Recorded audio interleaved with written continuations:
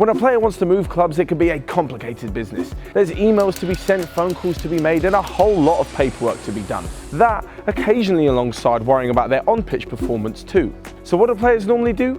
Well, they get an agent to do it for them, but that costs, and they cost a lot. With the transfer fees rising in world football over the last few years, so has the money being paid to all of the middlemen within a transfer deal, especially the agents. So that's what I'm going to do today, run you through what happens during a transfer deal and who exactly is winning when the contracts are signed. But before we dive into that, let me give you a little bit of a history lesson.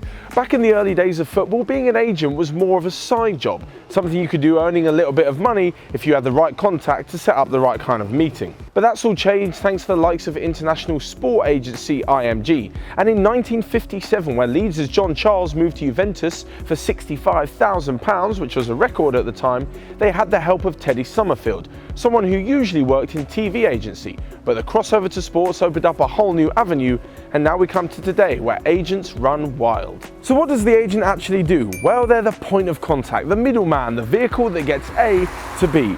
If a club wants a certain type of player, he'll go out and find that player. And if a player wants to move clubs, he'll go out and find those clubs. Alongside this, there's also other details to finalise, most prominently speaking, the player's contract.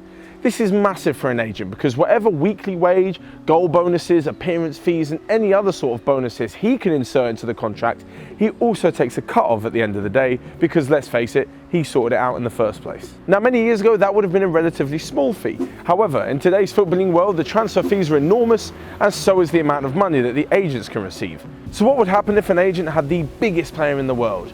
And then what would happen if the agent had the biggest player in the world and some other big players alongside? Well, then I give you the super agent. So the super agents are basically the same as a regular agent. However, the sheer volume of players and the sheer amount of money that they control means that they are in a complete universe of their own when it comes to getting paid. There are 7 or 8 in the world who do control the majority of the transfer market's big players. However, 2 of the main ones are Mino and Jorge Mendes. Mino Raiola's client list involves the likes of Paul Pogba, Zlatan Ibrahimovic, Romelu Lukaku, Henrik Mkhitaryan, Blaise Matuidi and Mario Balotelli. In fact, the deal that saw Paul Pogba return to Manchester United for £89 million back in 2016 saw Mino Raiola pocket almost £20 million out of that deal. At the time, that was more than Lionel Messi's regular salary in a year was paying at Barcelona. On the other hand, Jorge Mendes' client list isn't quite as star-studded, however he does have the one ticket to the good life, Cristiano Ronaldo.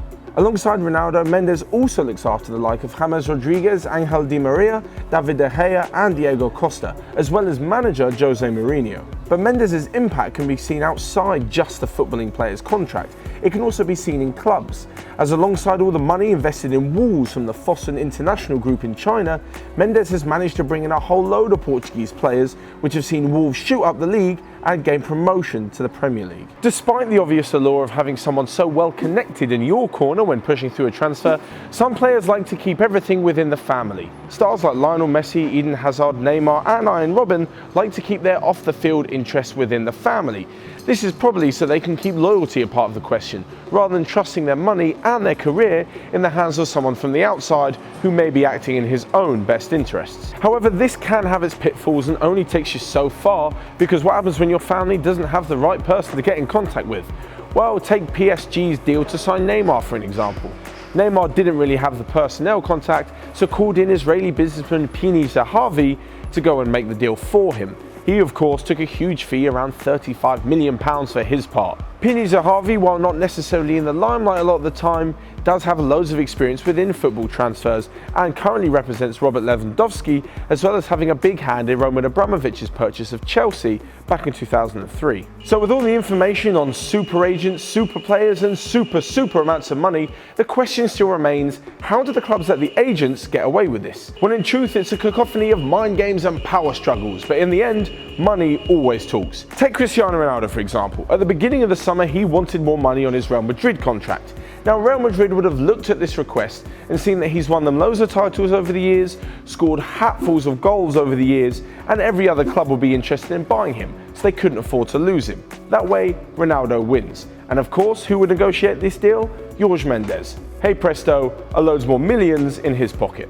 But what happens when the club, realising the financial burden that it would put them under to have a player on an extraordinarily high deal, say that they don't actually want to keep him anymore? Well, they could do two things. Firstly, they could tell the guy to shut up, stop being greedy and get back to playing, which would upset him and would also make him look terrible in the media. Or secondly, the player will go to his agent and demand that he finds a club that will pay the amount of money that he wants. Hence, we come back again full circle to Cristiano Ronaldo, who didn't get the money that he was promised at Real Madrid, which technically isn't his fault, but will find the contract that he wants at Juventus. Of course, Mendes negotiated this deal and gets paid very, very handsomely from it. However, in the case of Cristiano Ronaldo, it is slightly different, as he was promised a pay rise by Florentino Perez in the last few seasons. So his decision to leave came probably because he was insulted as well. But don't be foolish, of course money played a massive part in his move. So there you have it. Information on super agents, who they are, what they do, and just how much of a part they play in this booming business known as the transfer market. Sometimes I wish it was like the old days of Football Manager and FIFA, where you could sign a player within a few minutes, no questions asked, no nothing. But now even FIFA deals with agents, and to be honest, it's quite sickening to see how much money is changing hands. As for me, I'll stick to worrying about what the player does on the pitch rather than all the business behind the scenes off the pitch.